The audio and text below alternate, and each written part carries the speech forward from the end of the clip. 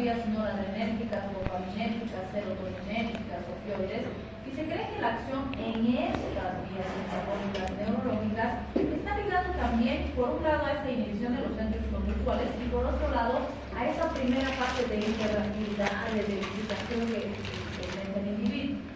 Pero el efecto propio que se va a instaurar después y que es muy potente y muy persistente y que es el responsable sobre todo del efecto depresor, es este. Se ha visto que a nivel de los receptores NMDA genera antagonismo, es decir, bloquea los receptores NMDA y disminuye el ingreso de calcio a los mismos, vale decir, disminuye la liberación de glutamato, recordando que este es uno de nuestros principales neurotransmisores excitatorios, y también al bloquear los NMDA y esto va a producir sedación, porque está bloqueando vía excitatoria, ¿sí? Y por otro lado, a nivel del GABA, ¿sí?, que va a producir estimulación de los receptores GABAérgicos. Y si recordamos que el ácido gamma-aminobutírico es uno de nuestros principales neurotransmisores inhibitorios, entonces su estimulación que va a producir sedación, depresión, bloqueo. Entonces vale decir, estaríamos bloqueando vía excitatoria y estimulando vía inhibitoria, ¿sí? Y obviamente los GABA sabemos que trabajan con canales de flujo, ¿sí? Entonces, por esa razón, el alcohol es una sustancia completamente depresora, es muy, muy depresora. Esta tablita que la encuentran en cualquier literatura, pues nos muestra lo que va a ir pasando con un individuo a medida que vaya consumiendo bebidas alcohólicas.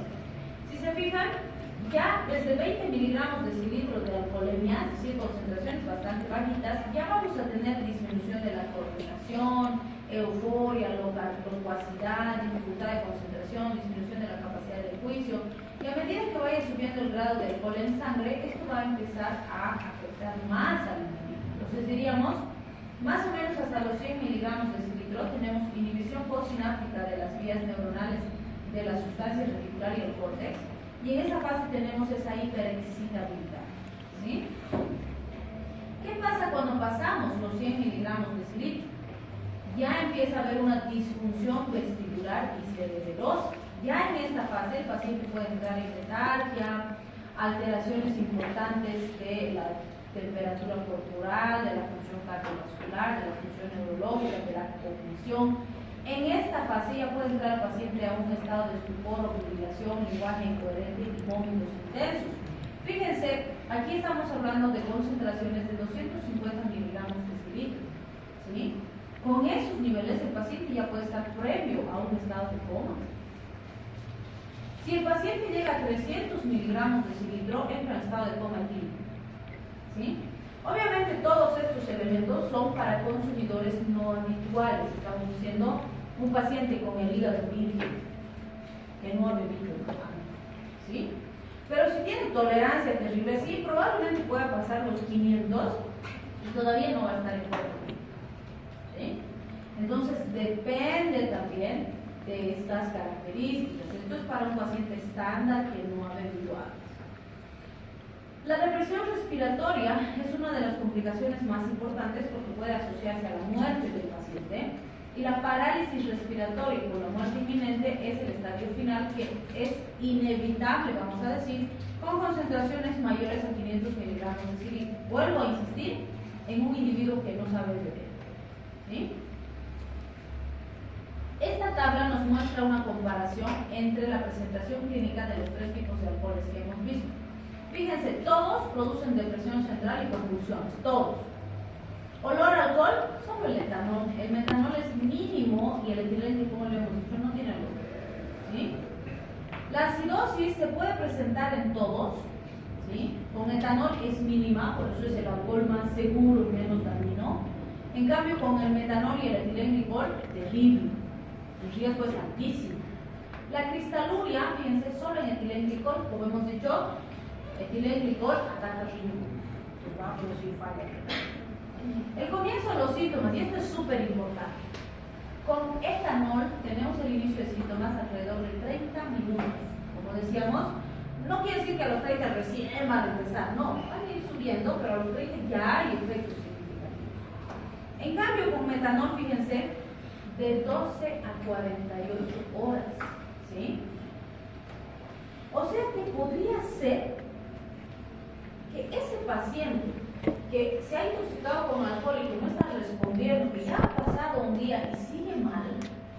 pesar de que le he dado las medidas en general y demás, no está respondiendo, sí, intoxicado con metanol en un hospital. ¿Sí? O que estaba mejor, estaba nomás bien y al día siguiente se pone peor, puede ser que haya sido metanol. ¿Sí? Con el etilenglicol varía mucho, de 30 minutos a 12 horas. Entonces, ¿cuál es el punto? Cuando un paciente empieza a sentir los síntomas por estos otros alcoholes, son muy parecidos a una borrachera convencional, vamos a decir. Empieza a doler la cabeza, se empieza a sentir medio mareado, le flaquean un poco las piernas, tiene un poco de malestar, o sea, es parecido a una intoxicación por alcohol. ¿Sí? Entonces es muy importante ser minuciosos y cuidadosos con la valoración clínica del paciente. Y este es el otro punto súper importante. Estamos diciendo que para tener niveles de letalidad con etanol es entre 350 y 500, o sea, las concentraciones son altas de alcoholemia para que un paciente se pueda morir por intoxicación por etanol. Pero fíjense, de metanol, apenas 80 miligramos de cilindro ya es letal. Por eso está peligroso. ¿Sí? Y en el caso del etilenglicol 200, ya es un poquito más alto, pero igual es menos que etanol. ¿Sí? Y obviamente estos son parámetros de forma aguda, en una sola ingesta o en un periodo corto de tiempo. Pero si le voy dando pequeñita dosis, pero todos los días, claro, voy a ir matando lentamente al paciente y el daño se va a producir en semanas, en meses, ¿sí? Pero se va a producir.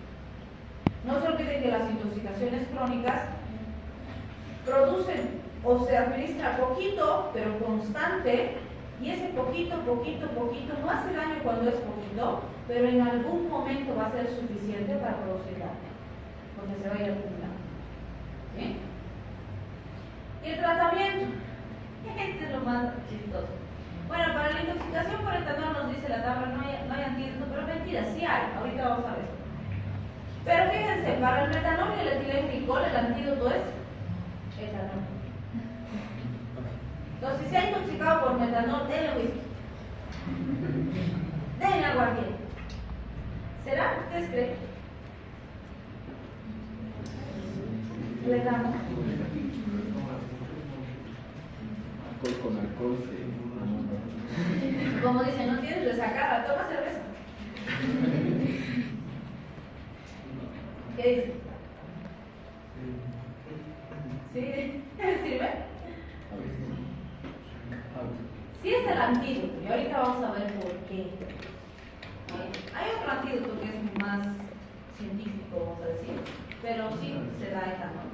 Está descrito, se hace hasta. Le podemos pasar alcohol en vena, literal, así como decir, no, ya, vamos a hacerlo de alcohol. Sí se puede. Bien, entonces cuando hablamos de la presentación clínica de una intoxicación por alcohol, lo principal es la depresión del sistema nervioso central. Al inicio, como hemos dicho, va a haber excitación, pero después va a haber depresión, puede acompañarse de fibrilación auricular, hipoglicemia. La hipoglicemia es muy característica de las intoxicaciones por alcohol. Entonces, siempre que viene paciente, van a ver en el esquema del manejo de la intoxicación aguda alcohólica, le pasamos destrozo. Porque lo más probable es que ese paciente esté hipoglicémico. Y a veces no reacciona, no porque ya esté todavía intoxicado con alcohol, sino porque está hipoglicémico, porque se puede estar planchado. Entonces, siempre hay que pasarle destrozo. ¿Sí? La hipomagnesemia también es importante, más aún si ha habido vómitos o algún otro factor de descompensación. Puede haber una cetoacidosis alcohólica y una encefalopatía de Wernicke. La encefalopatía de Wernicke será una presentación aguda, podrá ser aguda. ¿Se acuerdan, no? Del síndrome de Wernicke-Korsakoff. ¿Será que si se intoxica mi paciente con alcohol agudo hoy día, porque ha tomado desde las 8 de la mañana, ya estamos a las 5 de la tarde, se ha intoxicado con alcohol, puede resultar con un síndrome de Wernicke-Korsakoff? ¿No? ¿Por qué no?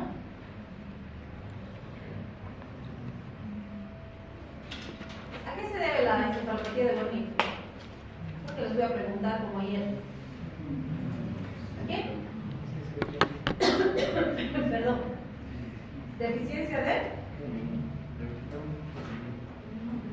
¿Y un consumo agudo de alcohol te puede producir deficiencia de tiamina?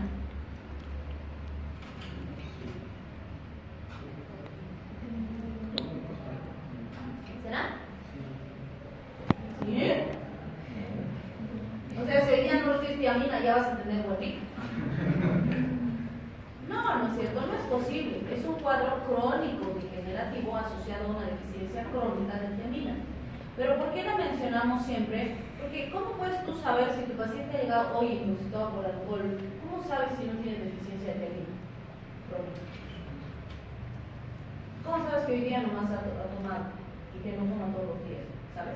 Puedes saber. Uno, si te dice, puedes saber. Pero si no te dice, a no ser que sea ya un alcohólico crónico, que tenga atrofia de las regiones tenares, hipotenares, facies alcohólica, ya, así muy sintomático, ya, te vas a dar cuenta. Pero si no, no sabemos. Entonces, asumimos que puede tener, porque le vamos a dar tiamina a todo paciente que ingrese con cuadro relacionado al alcohol, independientemente de que sea agudo o crónico. Porque si es agudo, no le va a hacer daño, lo va a eliminar. Pero si es crónico, le estamos haciendo un gran beneficio. ¿Sí? Bien, ¿los niños se pueden intoxicar con alcohol? Normalmente son accidentales. ¿Sí? Entonces, aunque no crean, el enjuague bucal es uno de los principales responsables. Que han visto a los papás que usan el enjuague bucal, el del adulto tiene alcohol, y se toma. Y se embriaga. Entonces pasa, pero en otros casos peores pasa que los pequeñitos tienen papás alcohólicos o papás consumidores y obviamente en su afán de consumir no los vigilan a los chiquis y los chiquis se toman los sus papás. Entonces sí, también pasa. En los pequeños el riesgo mayor son las convulsiones, la depresión respiratoria. La hipoglicemia igual que en los adultos, pero las convulsiones y la depresión respiratoria puede producir la muerte más grave. Bien, hago diagnóstico diferencial siempre, porque ese paciente con una intoxicación aguda por alcohol puede que no está solo intoxicado, está tequeado y no va a reaccionar, ¿sí? O, no sé, pues tiene una encefalopatía, o está hipoglicémico, como ya hemos dicho, o ha consumido los otros alcoholes tóxicos, o está con depresores centrales, o ha mezclado drogas con el consumo de alcohol, puede ser también. O está con abstinencia, con hiponatremia, hiperglicemia, o está séptico, o está con hipoxia. O sea, tengo que hacer diagnóstico diferencial. ¿Por qué se les enfatiza en esto? Porque van a ver, es cierto, no puedo mentir y decir que no. Los pacientes con intoxicación aguda por alcohol no los queremos en los hospitales, nos hacen emigrar, ¿sí? Y ustedes van a ver que tampoco los van a querer, porque son chinchosos, no digo todos, pero la gran mayoría son recados. O sea, que no se está quieto, que no se queda en la camilla, que se cae de la camilla, que patea a la enfermera, que viene a la interna, que le da un puñete a la interna, que ha sacado su cuchillo y le quería cortar. O sea, son violentos, son locos, son agresivos. Es un drama manejar a los alcohólicos. ¿Sí? Entonces, número uno, siempre que manejen pacientes intoxicados con alcohol, tengan cuidado. ¿Sí? Porque a veces no los revisamos cuando entran y demás. Sí hay antecedentes de alcohólicos que han sacado gama, ¡pum! ¿Sí? O han sacado un cuchillo, o le han dado un puñete a la enfermita pobrecita sentada en el piso llorando, sí. O le han mordido la mano porque estaba limpiando y estaba vomitando, sí. Entonces, por eso, de verdad, les tenemos mala voluntad. No deberíamos, es cierto que no está bien, pero se la ganan. Entonces, sí es típico que llegan intoxicados alcohólicos a los hospitales, que llegan además todos los días, 24/7, todo el año, así que van a ver. Entonces llega y dice, ay, intoxicado con alcohol, ya, pásenme sus soluciones, su dexaminoforte, su vitamina C complejo B, atrás, mándenlo a la camilla para que se hidrate. 2 horas, lo hidratan, medio reacciona, lo mandan a su casa. Pues no hacen nada de eso.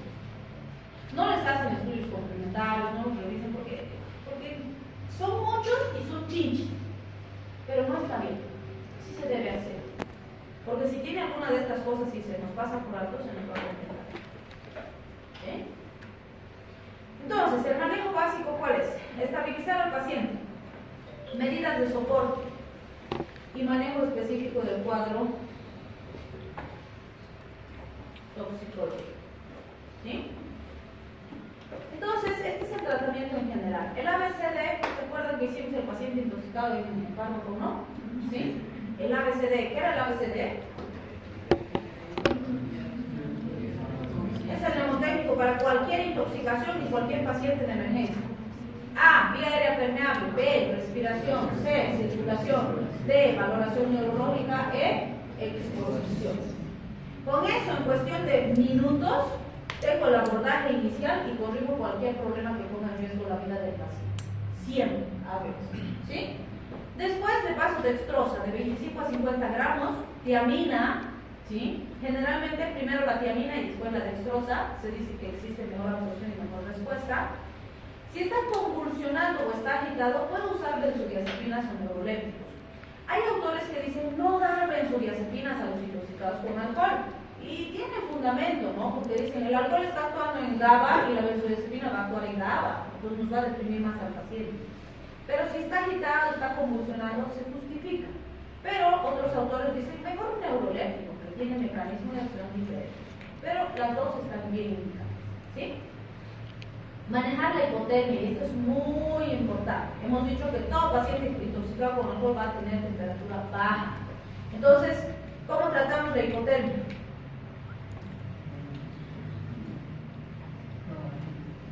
Una mantita, una abrazadita fácil, que no necesita abrazar al paciente. Le pasan una mantita ya, pero pásenle la mantita, ¿sí? Porque está ahí con sus abuelitos congelándose el poco. Ok. Corregir las alteraciones hidroelectrolíticas, fundamental. Hay que hacerle ionograma, ¿sí? Hay que hacer un aspirado por zona nasogástrica por dos razones. Número uno, si hay contenido gástrico, puede vomitar y se broncoaspira y se nos complica. Entonces, mejor descomprimir, hay que vaciar el estómago, ¿sí? Pero más importante, saber si hay contenido gástrico. ¿Por qué?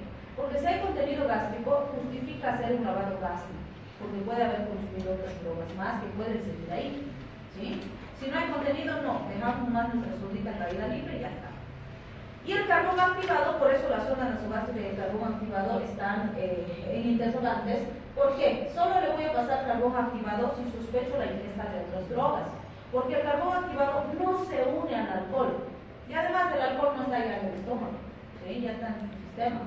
Entonces, el carbón activado, el lavado gástrico, no está indicado para el alcohol, sino ante la sospecha de la presencia de otras drogas peligrosas en el paciente, ¿sí? Bien, observar complicaciones respiratorias, metabólicas, gastrointestinales, trauma, es decir, como hemos dicho, revisar bien al paciente. Si hay sospecha clínica de cualquier alteración, de broncoaspiración, de neumonitis química, etc., hacer radiografía, hacer laboratorio, hacer pruebas toxicológicas en orina, por lo menos que sí tenemos las colorimétricas, para descartar cualquier otra situación. ¿Cuándo se recomendaría la hemodiálisis? Cuando vemos que tiene falla en la función renal.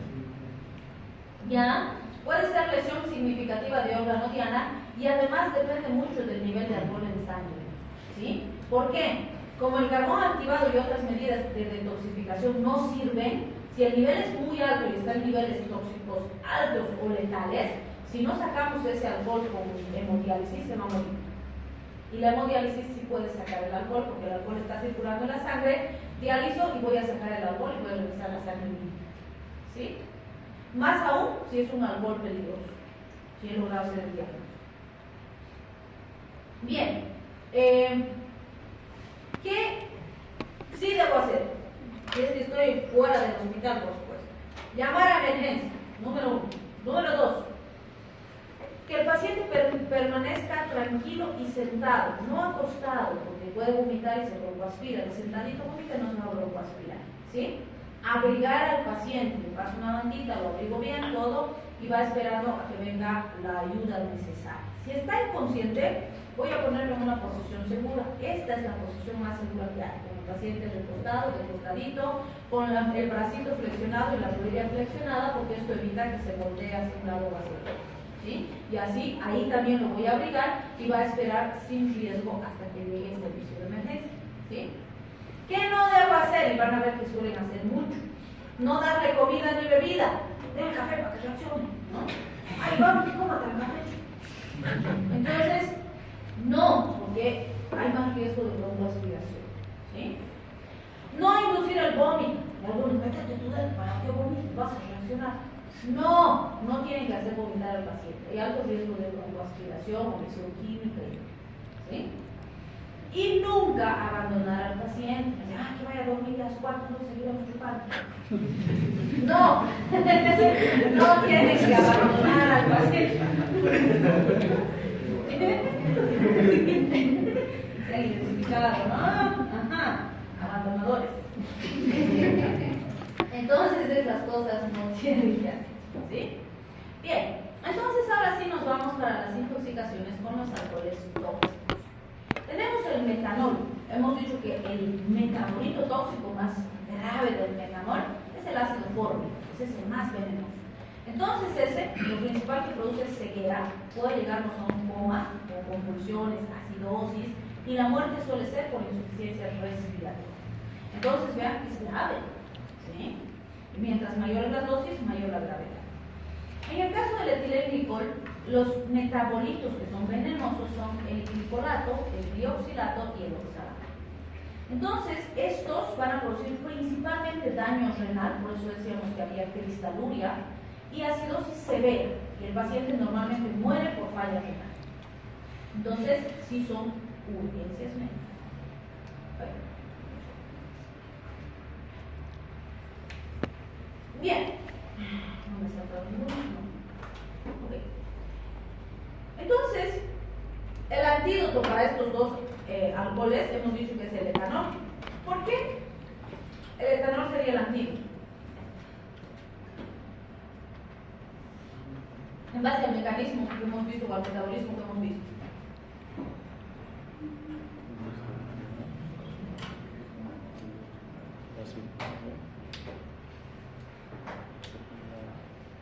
Porque el etanol se va a reemplazar el metanol y el alcohol y van a unirse más rápido o más, bueno, el alcohol deshidrogenado se le va a sentir más rápido por la hidratación.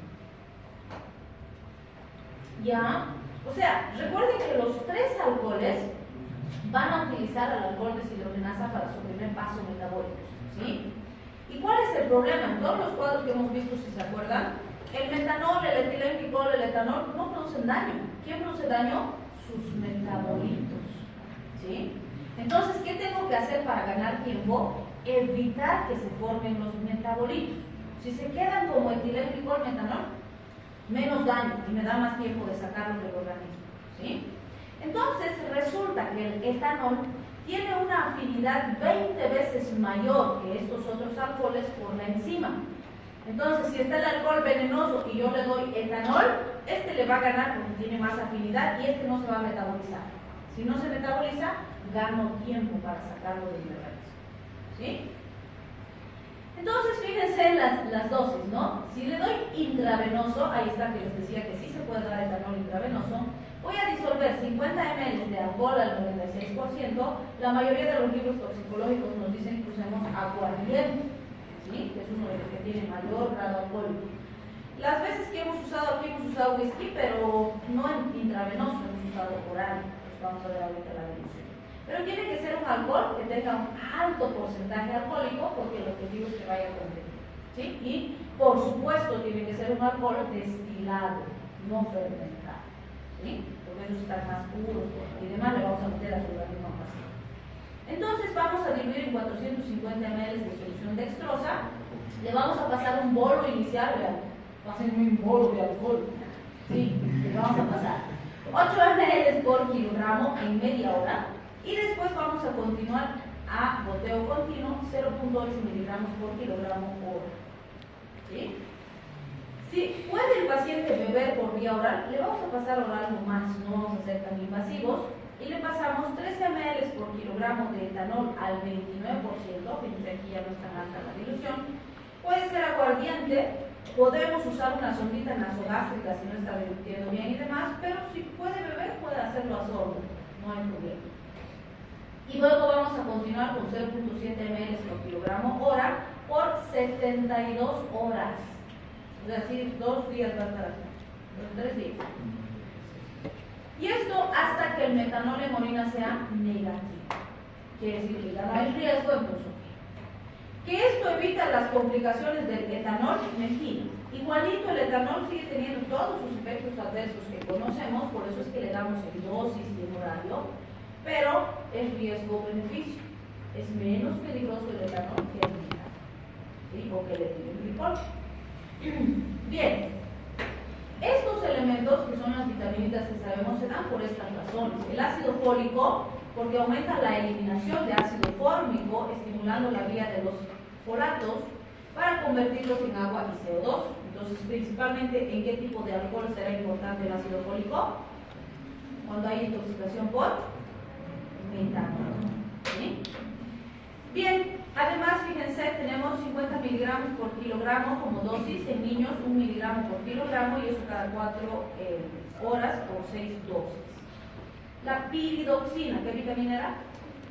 B6. Va a aumentar la conversión del ácido glicílico a glicina. Entonces, ¿qué tipo de alcohol nos sirve? Etilenglicol. ¿Sí? 50 miligramos cada 6 horas hasta que se resuelva la intoxicación. La tiamina, que es la que más usamos, aumenta la detoxificación del ácido glicílico acetoadipato.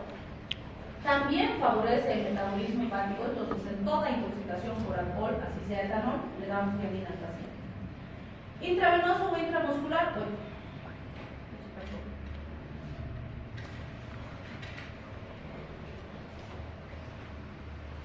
vamos a utilizar 100 miligramos y en niños 50 miligramos, lentito cada 6 horas y podemos mantener por varios días si fuera necesario, ¿no? Y por vía oral de 100 a 1200 miligramos día, dependiendo del paciente y sus características. Estén obedeciendo la muestra.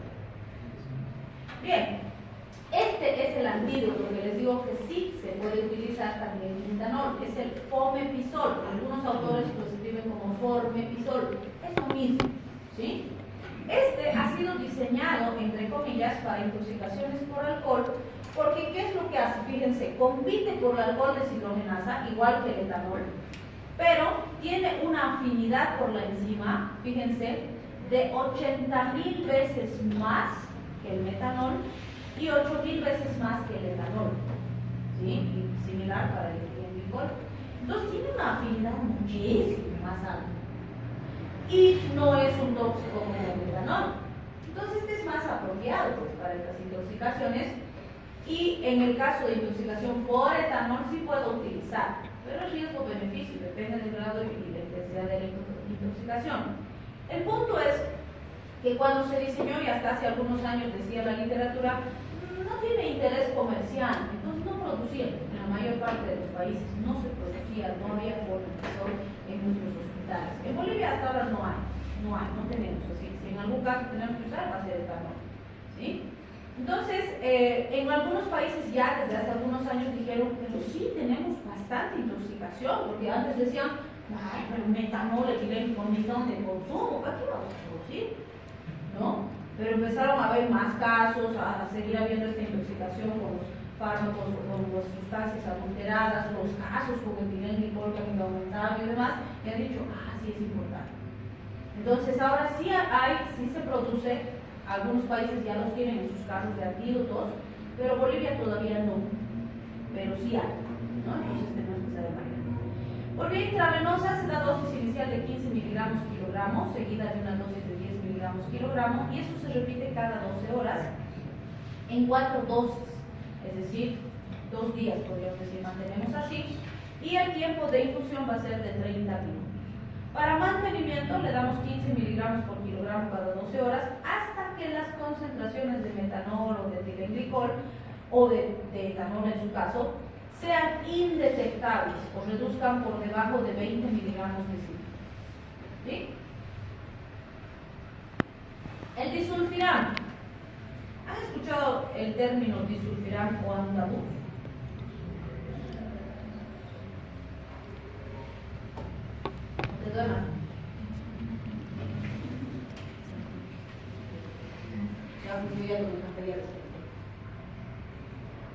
El disulfiram es un fármaco que ha sido diseñado para los pacientes que tienen alcoholismo, ¿sí?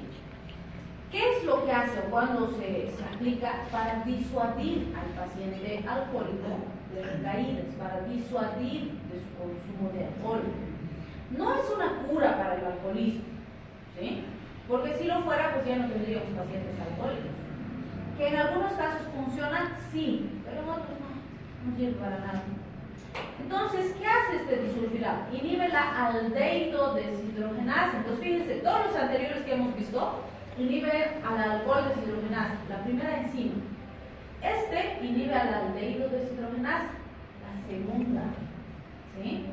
¿Cuál sería el beneficio del paciente de bloquear la segunda enzima?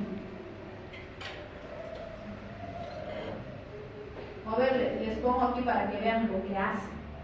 Consumir, o bueno, con el consumo de 15 ml de etanol asociado a disulfiram, ¿qué le va a pasar al paciente? Cefalea pulsátil, latidos en el cuello, náuseas, vómitos, sudoración, sed, dolor de pecho, palpitaciones, taquicardia, hipotensión, visión borrosa, vértigo, debilidad, ansiedad, síncope, confusión, sueño profundo y en casos raros depresión respiratoria, arritmias y colapso cardiovascular. Eso hace el disulfiram. Entonces les pregunto, ¿para qué nos sirve darle al paciente disulfiram? ¿Eso queremos que le pase? Claro que sí. Le va a pasar todo eso a ese paciente. ¿Sí? ¿Por qué? ¿Por qué pasa todo eso? Porque si bloqueo la segunda enzima y la primera sigue funcionando, ¿qué se va a formar? Todos los metabolitos tóxicos de los alcoholes. Conclusión, mi paciente con un poquito más de alcohol que consuma se va a reintoxicar porque se va a acumular rapidísimo los metabolitos tóxicos del alcohol. Como en teoría es un paciente que consume etanol, ¿qué se va a acumular? Acetaldehído. Y el acetaldehído va a producir todo eso que hemos descrito. Entonces les digo, ¿por qué hacemos semejante maldad? Pobre pacientito. ¿Ah? Como dice ahí, es para tratar de disuadirlo de que no tome. Entonces, cuando vaya a tomar, se va a poner tan mal que va a decir, ay, no voy a dejar de tomar, me está haciendo mucho daño, porque se pone realmente mal, ¿sí? Pero, obviamente, ¿ustedes creen que si ustedes le dan el fármaco y el paciente va a tomar, le va a echar la culpa al alcohol? No, pues va a decir, pinche fármaco, no el fármaco me está haciendo, ¿sí? Entonces, un punto importante es que cuando se usa, en muchos casos, se usa en complicidad con la familia. O sea, han intentado todo, han hecho terapia, se han internado tiempo en el psiquiátrico, aún así no ha funcionado. O sea, todo así han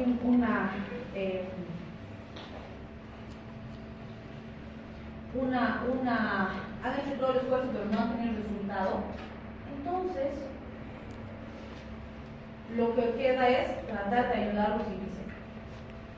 Y la familia sabe que los jueves siempre se va a beber, entonces hoy día en el desayunito, pipi, le mezclan en su desayunito el disulfiram y ya se lo.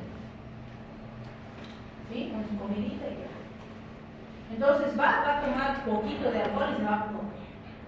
Le va a empezar a vomitar, le va a dar diarrea. Va a decir, ay, no, ya voy a tomar. Por lo menos un par de semanas no va a beber. La mayoría recae, pero algunos logran dejar así. ¿Sí? Y bueno, sí existen situaciones en las que el individuo solito, por voluntad propia, toma disulfiram.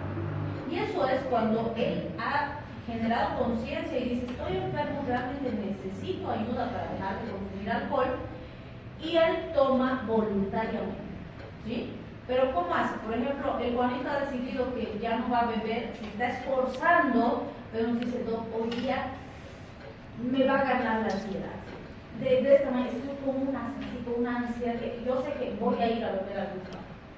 Entonces él sabe que hoy día su voluntad no va a ser lo suficientemente fuerte para que no beba, entonces se toma las tabletitas y sabe que aunque cuando empiece a tomar, su cuerpo no va a resistir, se va a poner mal y va a tener que dejar de tomar, aunque él quiera seguir tomando. Él es consciente de eso, pero dice, es el único mecanismo para que yo no tome más. ¿Sí? Entonces, en esos pacientes es en los que se inicia con 500 miligramos por vía oral, entre la primera y segunda semana, y después le damos 250 miligramos por vía oral de noche.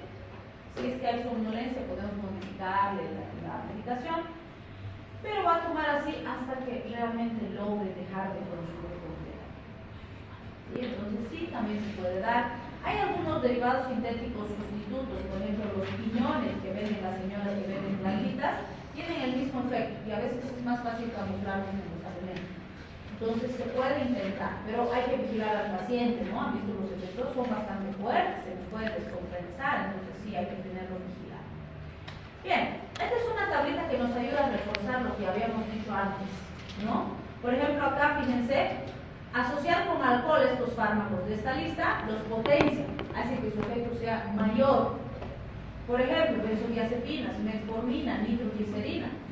Esta es una de las principales razones por la cual los diabéticos que usan metformina no deben consumir alcohol. Entonces les pregunto a ustedes, ¿cuál sería la consecuencia? Si la benzodiazepina se potencia y el paciente consume alcohol y benzodiazepina, ¿qué le puede pasar? A nivel del hígado. Claro, pero ¿qué le puede pasar al paciente?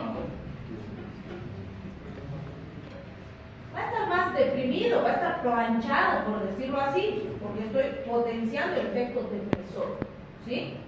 ¿Qué pasa si toma metformina y toma alcohol? No, la cirrosis gástrica es propia de la metformina, pero estamos diciendo que se va a potenciar el efecto terapéutico. ¿Cuál es el efecto terapéutico de la metformina?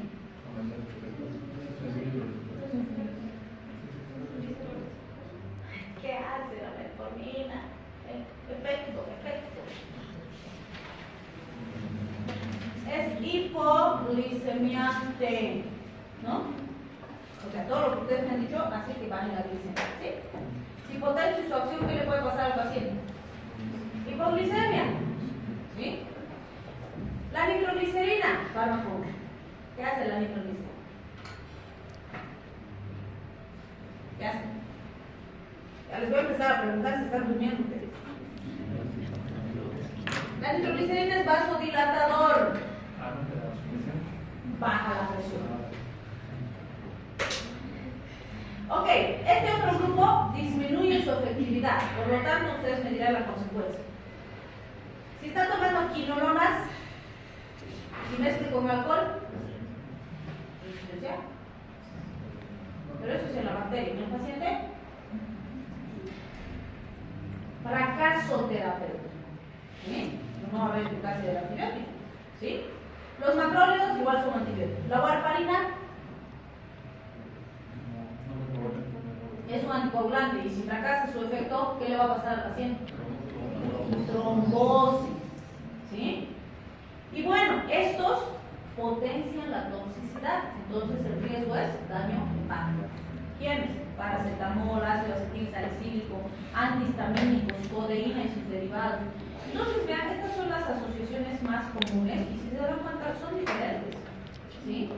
Y bueno, para terminar, vamos a ver que resulta que el alcohol es uno de los tratamientos más eficaces para las amebas. ¿Sí? Pero es alcohol, mejor si es whisky o un ladrillo molido. ¿Han escuchado ese antídoto? ¿No? Es el más mejor que cualquier imidazol, mejor que el metronidazol, secundazol y demás.